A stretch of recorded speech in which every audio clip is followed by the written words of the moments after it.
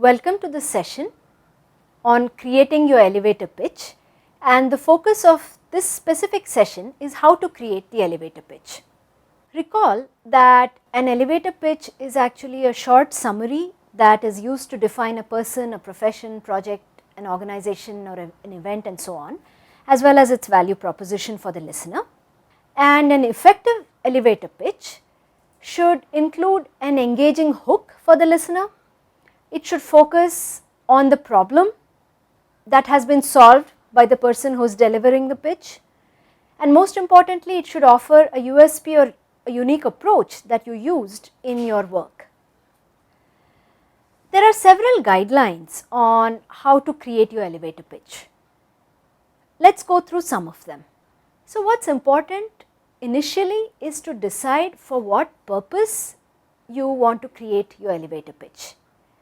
Introduce your research at a conference or maybe in a different department in your college. Is it for a job interview? Is it that you want to start a consultancy? So depending on the purpose and depending on who you think the listeners are, your elevator pitch will be different. So one of the key points of an elevator pitch is that you may have multiple versions of the elevator pitch.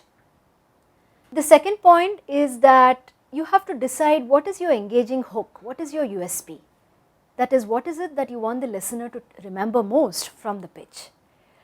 This may seem a little difficult to do initially, but if you have a clear idea of all the kinds of work you have done, then you can start thinking about how to give it a unique approach. We will see some examples.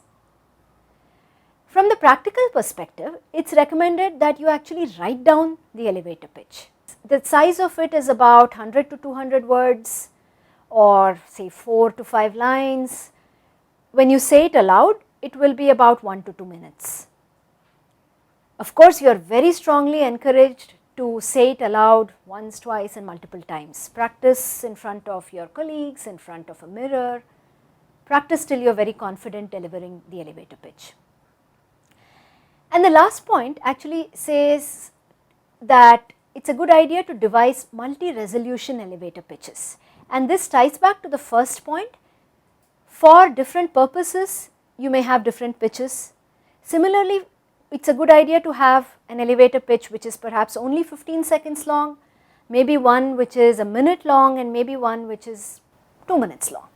You can see the cartoon on the side where this guy has an elevator pitch, an escalator pitch and also a stairway pitch. Here are some examples of elevator pitches for research, actually not a full example but some tips. So it is a good idea to have a clear answer to why is your research needed.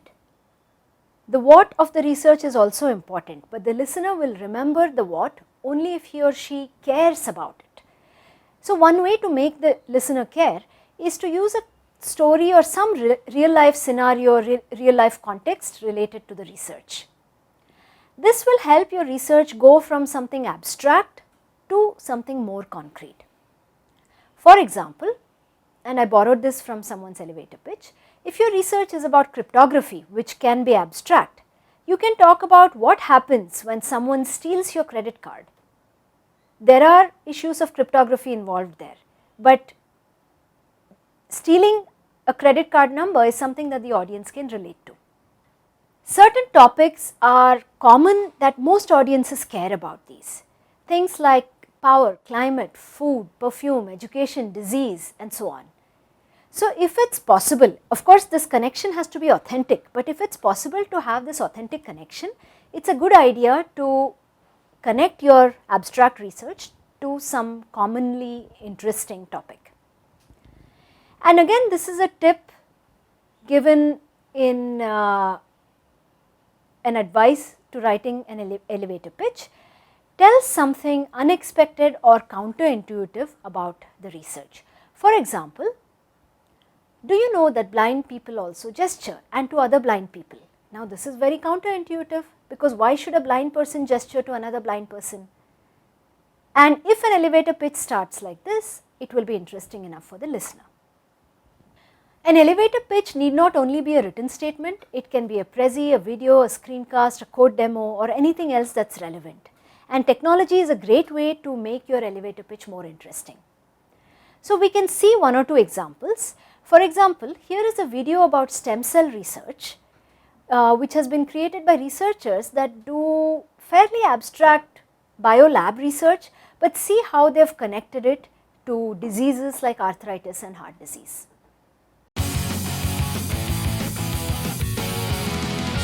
Arthritis is a very common disease and progresses with age, but what most people don't realize is that arthritis is more common than heart disease, more common than diabetes, and more common than all the cancers put together.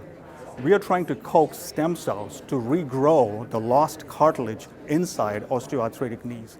If we are successful, this will be the first time, the first treatment ever to change the progression of this chronic disease.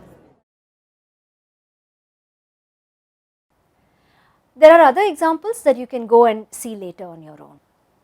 Screencasts and videos are also useful because they provide a visual medium to connect your research or your work, and they can help engage the listener. If you want to create your own video or screencast, there are several tools, and many of these are free and they are open source. For example, this one Jing, if you want to create a video of 5 minutes or less, it is completely free, and of course your elevator pitch should be shorter than 5 minutes.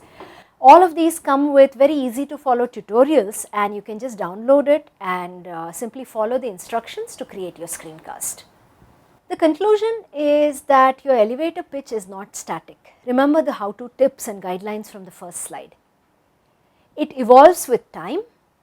As you do more projects, it might get more refined. You might get better at expressing your contributions, and it also changes when you pitch to different audiences.